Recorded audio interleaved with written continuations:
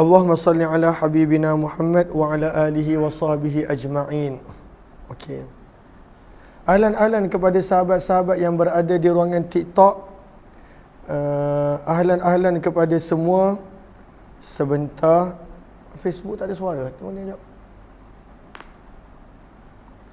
Allahumma salli ala sayyidina Muhammad wa ala alihi wa sahbihi ajma'in.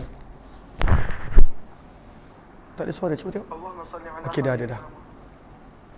Ahlan-ahlan kepada sahabat-sahabat semua. Terima kasih kepada Azaz yang berada di ruangan TikTok.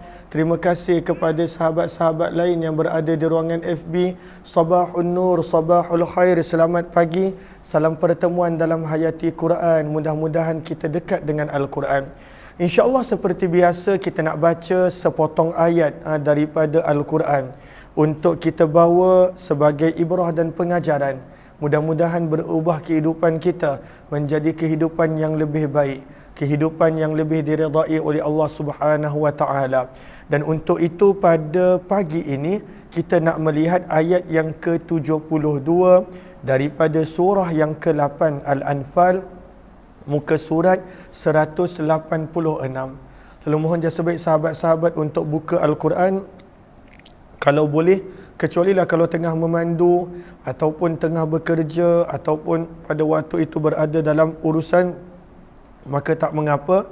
Tapi kalaulah yang ada di rumah, mohon buka Al-Quran muka surat 186, surah yang ke-8 Al-Anfal, muka surat yang ayat yang ke-72. Jom, ayat ni panjang sedikit. Kita nak mulakan seperti biasa dengan baca dulu, kemudian barulah kita lihat ringkasan ayat ini. Maka jom kita baca terlebih dahulu ayat ini. Dan kenapa kita mulakan dengan bacaan? Kerana setiap satu huruf daripada Al-Quran adalah 10 pahala dan ganjaran. Setiap satu huruf. Inna ada 3 huruf, maka pada waktu itu dah beroleh 30 pahala. Kerana nun bersabdu adalah menggambarkan 2 huruf. Maka sama-sama kita baca, walaupun mungkin ada yang tak lancar, kerana banyaknya pahala dan ganjaran yang Allah berikan kepada orang yang membaca Al-Quran. Mohon jasa baik juga untuk sahabat-sahabat bantu share, bantu untuk kongsi, bantu untuk sebar luas. Mudah-mudahan lebih ramai yang beroleh manfaat insya-Allah. Jom kita lihat ayat yang ke-72 surah yang ke-8 Al-Anfal, muka surat 186. A'udzu billahi minasy syaithanir rajim. Bismillahirrahmanirrahim.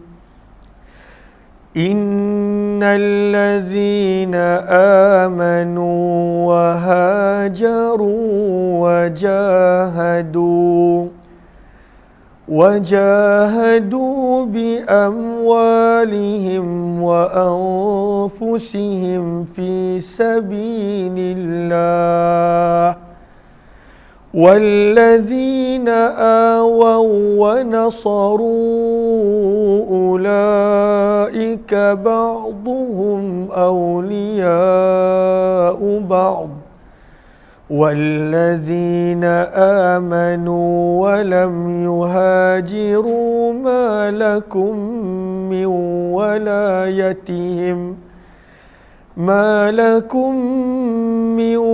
ولايتهم من شيء حتى يهاجروا وإن استنصروكم في الدين فعليكم النصر إلا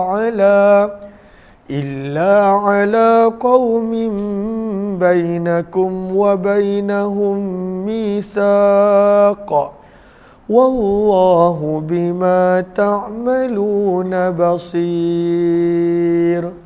Sadaqallahul Azim. Maka inilah ayat yang ke-72 daripada surah yang ke-8 Al-Anfal, di mana selepas kita baca, kita nak melihat apakah ringkasan yang ada pada ayat ini. Apakah ringkasan yang ada pada ayat ini? Maka ringkasan yang pertama, sebenarnya pada ayat ini Allah menerangkan tentang perhubungan yang ada di antara orang Islam. Sebab itu nanti kita akan nampak firman Allah, ulaika ba'duhum awliya'u ba'.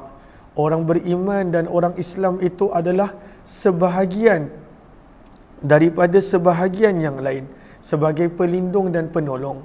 Maka ringkasan yang pertama pada apa sahabat-sahabat boleh tulis pada ayat ini, Allah menerangkan tentang ilaqah, tentang perhubungan di antara seorang Islam dengan seorang Islam yang lain. Maka jika ada yang memerlukan bantuan, maka ada yang menolong. Jika ada yang berada dalam ketakutan, ada yang memberikan perlindungan. Maka ini adalah ringkasan yang pertama. Yang kedua, pada ayat ini juga Allah Subhanahu Wa Taala sedang menceritakan kepada kita 3 golongan, 3 jenis umat Islam yang ada pada zaman Nabi sallallahu alaihi wasallam, dan kita akan baca ketiga-tiga golongan tersebut. Maka ini adalah ringkasan ayat yang ke-72. Yang pertama menceritakan tentang hubungan yang sepatutnya ada di antara seorang Islam dengan orang Islam yang lain. Saling tolong menolong, lengkap melengkapi. Bahkan dalam hadis Nabi SAW sebut sebagai satu bangunan, yashuddu ba'duhu ba'da, yang saling menguatkan antara satu sama lain. Dalam hadis yang lain Nabi sebut umat Islam dan orang beriman adalah umpama satu tubuh badan, yang ketika mana ada bahagian tubuh badan yang sakit, maka seluruh anggota tubuh badan akan turut merasa sakit. Dan ringkasan yang kedua, ayat ini nak menceritakan tentang 3 golongan umat Islam yang ada pada waktu Nabi sallallahu alaihi wasallam. Kemudian apakah kaitan ayat ini dengan ayat sebelumnya? Lalu kita dah baca, kita dah melihat ringkasan. Ada tak kaitan ayat ini dengan ayat sebelumnya? Maka para ulama memberikan pelbagai pandangan. Namun secara ringkasnya, pada ayat yang sebelum ini, pada ayat yang ke-72, Allah Subhanahu Wa Taala menerangkan kepada baginda Nabi sallallahu alaihi wasallam untuk baginda tidak risau tentang golongan yang mengkhianati Nabi. Sebab itu pada ayat yang ke-71 firman Allah, wa in yuridu khiyanataka, dan kalaulah tawanan-tawanan tersebut mereka nak mengkhianati kamu, maka jangan takut. Maka ayat yang ke-71 menceritakan tentang golongan yang mengkhianati Nabi. Sementara pada ayat yang ke-72 menceritakan tentang golongan yang sanggup kehilangan segala-galanya untuk Nabi. Dan inilah dunia. Ada orang suka kita dan ada orang pada waktu itu benci kita. Dan inilah dunia. Maka ayat yang ke-71 menceritakan golongan yang sanggup mengkhianati Nabi. Dan mereka sanggup belanjakan harta untuk mengkhianati Nabi, menyakiti Nabi. Ayat 72 menceritakan tentang golongan yang sanggup hilang segala-galanya. Mereka sanggup hijrah, tinggalkan keluarga, tinggalkan harta, tinggalkan rumah, tinggalkan apa yang mereka ada pada waktu itu untuk bersama dengan Nabi sallallahu alaihi wasallam. Maka dalam kehidupan kita pun sama. Maka dalam kehidupan kita akan ada orang yang suka dan akan ada orang yang tak suka kita. Orang yang suka kita, maka pada waktu itu kita layanlah mereka dengan baik. Dan orang yang tak suka kita, kita jangan berlaku zalim pula. Kita layanlah mereka dengan adil dan saksama. Maka ini adalah kaitan ayat yang ke-71 dengan ayat yang ke-72. Jom kita lihat terjemahan sambil pada waktu itu kita lihat apakah mesej yang ada pada ayat ini. Maka firman Allah Subhanahu Wa Taala, inna, sesungguhnya, allazina, orang-orang yang amanu, beriman, wahajaru, dan mereka berhijrah, wajahadu, dan mereka bersusah payah. Jahadu maksudnya bersusah payah. Bi amwalihim, dengan harta mereka, wa anfusihim, dan jiwa serta diri mereka, fi sabilillah, pada jalan Allah. Maka ini golongan pertama. Apakah golongan yang pertama? Mereka ini beriman, sanggup untuk berhijrah, sanggup bersusah payah harta dan diri pada jalan Allah. Ini golongan yang pertama. Kan kita sebut ada 3 golongan. Maka ini adalah golongan yang pertama yang ada pada zaman Nabi SAW. Kita panggil sebagai golongan muhajirin. Nanti kita akan baca tentang mereka. Kemudian firman Allah, walladzina, dan orang-orang yang, di sini bermulanya golongan yang kedua, dan orang-orang yang awau, mereka telah memberi tempat kediaman, tempat tinggal. Kepada siapa mereka bagi? Kepada orang-orang muhajirin. Wa nasaru, dan mereka telah sanggup untuk menolong. Ulaika, firman Allah, mereka itulah ba'duhum, sebahagian daripada mereka, awliya'u ba', adalah pelindung dan penolong kepada sebahagian yang lain. Awliya memberi maksud pelindung, pembela, penolong kepada sebahagian yang lain. Maka dekat sini kita dah boleh dapat ada golongan yang kedua. Apakah golongan yang kedua? Walaupun mereka ni tak berhijrah, tapi mereka sanggup bagi tempat tinggal kepada yang memerlukan. Mereka sanggup bagi pertolongan kepada yang memerlukan. Dan mereka inilah kita kenali sebagai golongan Ansar, golongan pembela dan penolong Nabi SAW dan orang-orang muhajirin. Maka ini adalah mesej yang kedua. Mesej yang pertama adalah sifat golongan yang pertama. Mesej yang kedua adalah pada waktu sifat golongan yang kedua. Dan apakah mesej yang ketiga yang kita terjemah tadi? Ulaika ba'duhum awliya'u ba'. Orang beriman ini, mana-mana kategori pun, mereka sebenarnya adalah pelindung dan pembela untuk satu sama lain. Kenapa Atiyah? Sini. Kenapa sedih ni? Kenapa sini? Siapa kacau? Siapa kacau dia? Ha? Comotnya dik. Makan apa ni comot? Tak boleh, orang puasa. Atiyah tak puasa. Nak keluar. Okey. Nak bagi salam je? Bagi salam je. Assalamualaikum. Dah. Boleh pergi main tak? Kakak ada kelas. Aisyah boleh main dengan adik? Mainkan dia. Bagi dia. Dia tak nak. Tak apalah. Okey. Allahumma salli ala sayyidina Muhammad. Lalu mesej yang ketiga daripada terjemahan kita boleh nampak Allah ingatkan orang beriman ini adalah ba'duhum awliya'u ba'. Sebahagian mereka pada waktu itu adalah pelindung dan pembela kepada sebahagian yang lain. Maka itu 3 mesej yang kita boleh dapat sampai sini. Golongan yang ketiga, firman Allah, walladzina, dan orang-orang yang amanu, mereka beriman, namun walam yuhajiru, mereka tidak mahu berhijrah. Malakum, tidak ada bagi kamu, min walayatihim, Atiyah jangan, tolong ambil dia, Atiyah. Aisyah ambil Atiyah. Ikut kakak bagi main. Aisyah pujuk dah. Buat dia seronok, bagi dia mainan. Minta maaf sahabat-sahabat. Okey, golongan yang ketiga adalah mereka beriman namun tidak mahu berhijrah. Maka firman Allah Subhanahu wa taala, malakum, tidak ada, lakum bagi kamu, min daripada, walayatihim sebarang tanggungjawab ke atas mereka, min syai'in sedikit pun. Maka ini adalah golongan yang ketiga. Firman Allah, orang yang tak nak berhijrah, wahai Muhammad, kamu tidak perlu bertanggungjawab ke atas mereka.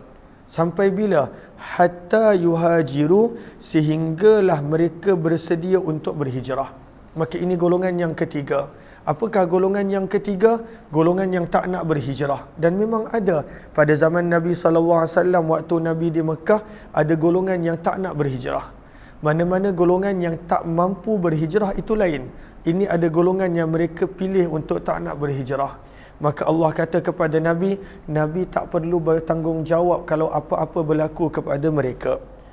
Maka ini adalah mesej yang keempat juga tentang golongan yang ketiga. Firman Allah, wa inistansarukum fid dini fa'alaikumun nasru. Dan jika istansaru, mereka meminta pertolongan, kum, kepada kamu wahai Muhammad, fid din, pada urusan agama, maka alaikum, wajib ke atas kamu, an-nasru, untuk tolong. Ya, Nabi tak perlu bertanggungjawab apa-apa, tapi kalaulah mereka minta tolong, maka Nabi dan para sahabat kena tolong. Maka ini adalah sebenarnya mesej yang kelima yang kita boleh dapat daripada terjemahan. Apakah mesej yang kelima? Walaupun tidak perlu bertanggungjawab kepada mereka, namun kalaulah orang beriman minta tolong, maka hendaklah kita tolong. Hendaklah kita tolong.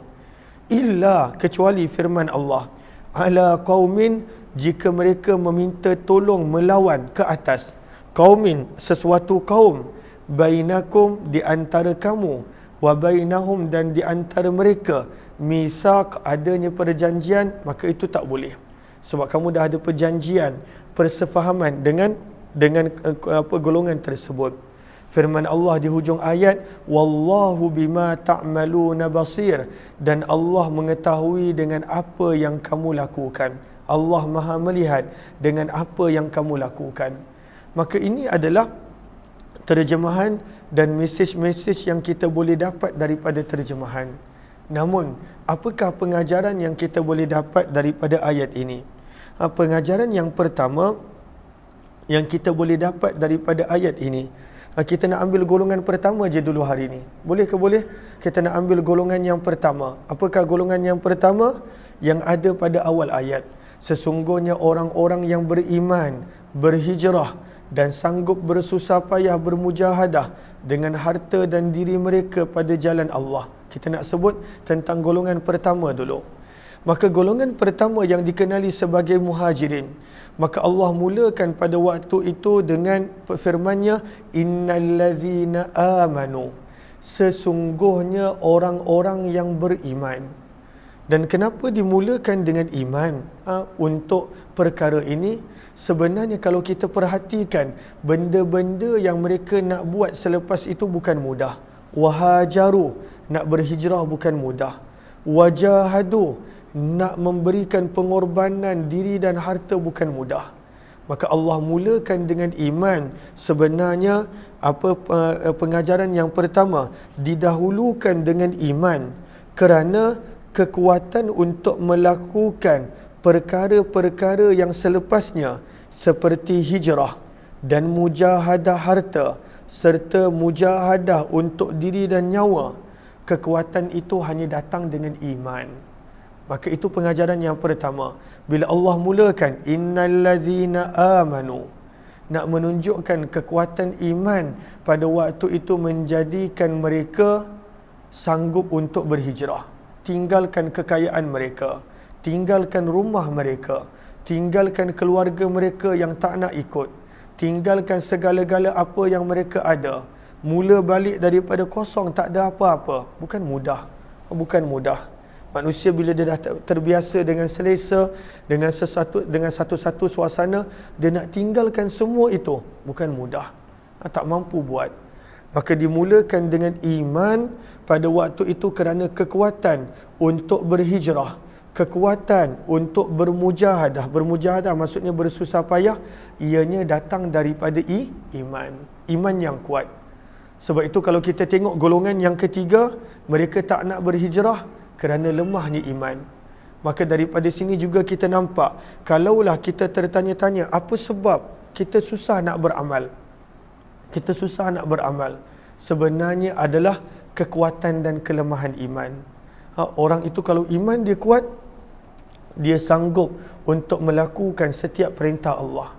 Dan kalaulah iman dia lemah, maka semudah-mudah perintah Allah pada waktu itu dia tidak mampu untuk melakukan. Maka itu pengajaran yang pertama, didahulukan iman, nak menerangkan berkenaan tentang kekuatan yang datang sewaktu hijrah dan juga mujahadah, datangnya daripada iman. Dan kemudian yang kedua yang kita boleh dapat pengajaran, Allah menyebut wahajaru, dan mereka ini sanggup untuk berhijrah. Mereka ini sanggup untuk berhijrah.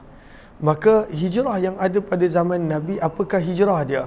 Dalam tafsir Al-Wasit disebut, taraku, mereka meninggalkan rumah mereka, negeri mereka, setiap yang mereka cintai daripada perhiasan dunia, semua itu mereka buat semata-mata kerana agama Allah. Maka itu hijrah yang ada pada zaman Nabi. Dan hijrah adalah sangat penting untuk dilakukan. Sebab itu zaman kita walaupun dah tak ada hijrah seperti zaman Nabi, tetapi yang ada adalah hijrah diri. Sebab itu sabda Nabi SAW, wal muhajir, dan seseorang yang berhijrah itu bagaimanakah dia nak berhijrah? Apabila man hajara ma nahallahu anhu, dia boleh meninggalkan perkara yang Allah larang. Itu hijrah. Meninggalkan dosa adalah hijrah. Meninggalkan maksiat adalah hijrah. Meninggalkan perkara yang Allah tak suka, maka itu adalah hijrah. Maka pengajaran yang kedua yang kita boleh dapat, sebenarnya penting untuk kita berhijrah, meninggalkan perkara yang Allah larang kepada perkara yang Allah suka. Sebab kalaulah kita disuruh nak buat hijrah macam sahabat, nescaya tak ada di antara kita yang mampu. Tak ada yang mampu. Nak kena tinggalkan segala apa yang ada semata-mata untuk agama, kebanyakan orang tak mampu. Illa masya Allah, kecuali orang-orang yang Allah pilih. Maka ini adalah pengajaran yang kedua daripada perkataan wahajaru. Perkataan yang ketiga adalah wajahadu, dan bersusah payah. Dan bersusah payah. Maka Allahumma salli ala Sayyidina Muhammad. Seseorang yang pada waktu itu benar-benar mencintai sesuatu, dia akan sanggup bersusah payah untuk perkara tersebut. Seseorang yang benar-benar inginkan sesuatu, mencintai sesuatu, dia akan sanggup bersusah payah untuk perkara tersebut. Maka dibawakan sifat yang ketiga, orang-orang muhajirin, mereka sanggup bersusah payah kerana mereka memang mencintai Allah dan Rasul, maka mereka sanggup bersusah payah. Yang kedua, mereka memang pada waktu itu mengutamakan Allah dan Rasul, agama. Sebab itu mereka sanggup untuk bersusah payah. Maka kita tanya diri kita, adakah kita sanggup bermujahadah dan bersusah payah untuk agama Allah? Kalaulah jawapan dia tidak, mungkin kecintaannya tidak kuat. Kalaulah jawapannya tidak, mungkin keutamaan pada waktu itu tidak kuat. Tidak kuat keutamaan kita pada waktu itu dengan Allahumma salli ala Sayyidina Muhammad, dengan agama dan sebagainya. Lalu kenapa manusia sanggup bersusah payah untuk agama? Kerana dia cinta kepada perkara tersebut. Dia mengutamakan perkara tersebut. Maka orang-orang yang beriman sepatutnya dia ada mujahadah, bersusah payah untuk agama Allah Subhanahu wa taala. Maka ini adalah pengajaran yang ketiga. Pengajaran yang keempat, dalam tafsir Al-Wasit disebut, maka mengapakah Allah sebut bersusah payah dengan harta dulu, baru bersusah payah dengan diri? Kenapa Allah Subhanahu wa taala sebut begitu? Kerana hakikatnya pada waktu itu yang susah adalah nak bersusah payah dengan harta. Itu yang susah. Nak bersusah payah, bermujahadah dengan harta, mengorbankan harta, menginfakkan harta, membelanjakan harta. Sebenarnya itu yang berat dan susah, berbanding pada waktu itu nak bagi diri dan masa semata-mata. Maka yang susahnya pada waktu itu adalah pengorbanan harta. Dan sebenarnya bila kita buat pengorbanan harta, maka pada waktu itu akan adanya pengorbanan diri tanpa kita sangka. Maka sebab itu pengajaran yang keempat, didahulukan mujahadah, pengorbanan harta, baru disusuli dengan anfus, pengorbanan diri dan jiwa. Kerana yang susahnya sebenarnya adalah pengorbanan harta berbanding dengan pengorbanan diri tanpa pengorbanan harta. Ada ramai orang pada waktu itu dia sanggup bagi dirinya, tapi pada waktu itu dia tidak mahu untuk bagi hartanya. Wallahu a'lam. Terima kasih di atas perhatian. Kita akan sambung sifat yang kedua esok insya-Allah. Apa yang baik daripada Allah, yang tidak daripada kelemahan diri serta kekurangan ilmu. Wabillahi taufiq wal hidayah. Assalamualaikum warahmatullahi wabarakatuh. Jazakumullahu khaira. Kita jumpa lagi insya-Allah. Terima kasih semua.